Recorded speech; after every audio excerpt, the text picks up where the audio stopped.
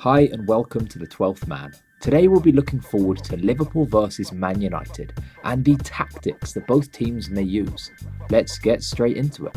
First, we have to understand how Liverpool attack in order to decipher how United can attempt to nullify the lethal trio of Mane, Salah and Firmino. The three forwards all have incredible ball control and the ability to link with each other in tight spaces. With this in mind, they frequently attack the opposition by drifting into the middle of the pitch. From here, they are able to pick teams apart with quick interchanges to create spaces and get shots away. To counter this, the opposing defence will move narrow in order to close the space down and cut off passing lanes. However, this creates a problem. With their back four drifting narrow, the opponents lose their width, giving up space on the wings. Worst of all, this space is given to the dangerous duo Trent Alexander-Arnold and Andy Robertson. With so much time on the ball, the pair are able to pick out their forwards in the box with accurate crosses. If the opposing team attempts to counter this crossing by loading the box with their players, they give up space centrally outside the box. One of Liverpool's midfield trio will step into this space and take on the long shot, often to devastating effect. Liverpool's patterns of attack are remarkably similar in every match. Why? Because they are so effective at executing their game plan that there isn't usually much need to significantly switch up their tactics or formation. So the question is, how can United counter this? The biggest clue lies in their previous encounter earlier in the season at Old Trafford. Having led 1-0 until the 85th minute and being the only team to take points off Liverpool in the league so far, this match was a clear tactical victory for Ole Gunnar Solskjaer. United lined up in a 3-4-1-2 formation that transformed into a back five when defending. Why such an unusual formation? Well, if we go back to Liverpool's attacking shape that we saw earlier, we can see they go forwards in a 2-3-5 shape. As United drop deeper into their back five, they are matching Liverpool's formation, with each United player tasked with man-marking his counterpart. Mane and Salah are both being man-marked, limiting Liverpool's ability to fire passes into them. When Firmino drops deeper to collect the ball, Maguire was able to move with him and stop him from finding space, as there were two other centre-halves covering behind. Alexander-Arnold and Robertson weren't allowed the freedom they usually have on the wings. They were both being marked by United wing-backs, and the United centre-halves had no need to move narrow, as they had an extra man in this area. This tactic was also effective for United in setting up counter-attacks. United played a brave counter-attacking game. A brave counter-attack. This sounds like an oxymoron, but let me explain. When Liverpool face weaker opposition, the opposing team will frequently defend with 11 men behind the ball. Understandable as this is, it isn't a tactic looking to catch Liverpool out. Instead, the goal is to crowd the Reds and stop them from scoring. The reason United's counter-attacking style was considered brave is because Solskjaer instructed Marcus Rashford and Dan James to remain up the pitch when Liverpool attacked. Instead of defending with 11 men, they took a gamble. When United effected a turnover in possession, they would look up and hit a quick ball over the top, with Rashford and James consistently making runs into the spaces left by Liverpool's fullbacks.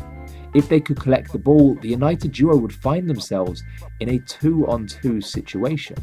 With the dribbling ability of Rashford and pace of Dan James, this was an extremely effective tactic. Here we can see United somewhat contentiously winning the ball back from Origi. Robertson is seen sprinting up the touchline in the opposite direction, with Wan-Bissaka marking him. McTominay fires a pass into the space for Dan James to run into. Notice the distance between the United forward and the Liverpool fullback. James darts down the line with nobody near enough to make a challenge.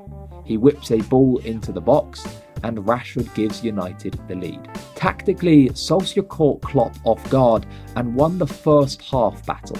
As a result, it is likely that Solskjaer will look to the 3-4-1-2 shape again for the upcoming match. However, the story doesn't finish there, because we must also consider how Klopp will counter Solskjaer's tactics.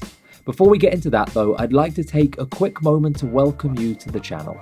Here on the 12th Man, I discuss the tactics of football, breaking down how teams play, analysing the big fixtures, and so much more. No major spiel, simply if you like this video, hit subscribe now before you forget later on, and turn on your notifications for more regular videos just like this. Thank you for taking the time to listen. Now let's get back to the video. In the second half, Klopp shifted to a 4-2-3-1 formation that would transition into a 4-2-4. With Robertson and Alexander-Arnold joining the attack, Liverpool were able to attack with 6 men, while United only had 5 in their back line. United dropped deeper into a 5-4-1 shape, with Dan James shifting to the left, as they tried to hold on for what would have been a famous victory considering the form of both teams. With their extra men in attack, Liverpool pushed United deep. A brief lapse of concentration from Wan-Bissaka offers Robertson space on the wing. The Liverpool fullback crosses the ball and Adam Lallana runs free at the back post to poke it home.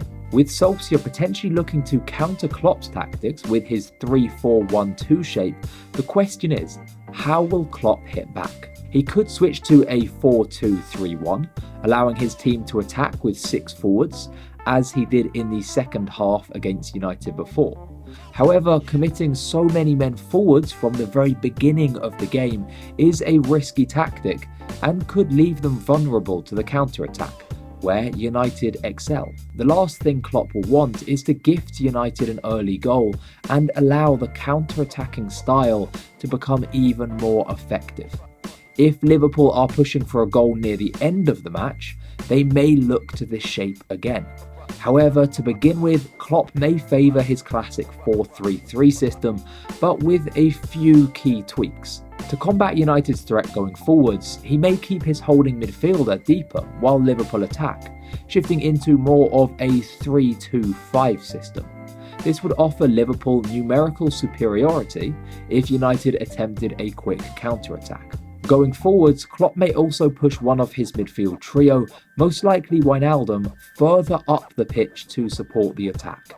That way they aren't attacking with a front 5 or a front 6, more like a 5.5. However, the truth is nobody outside of either club know how they will both approach the game. While we can predict based on past experience, it's perfectly possible that one of them approaches the game with a completely unique method. Hopefully, even if the predictions in this video are completely wrong, you've still learned a thing or two about the tactics of both teams, how Ole was tactically brilliant in their previous match, and most importantly, enjoyed watching this video. Comment below how you think the match will pan out.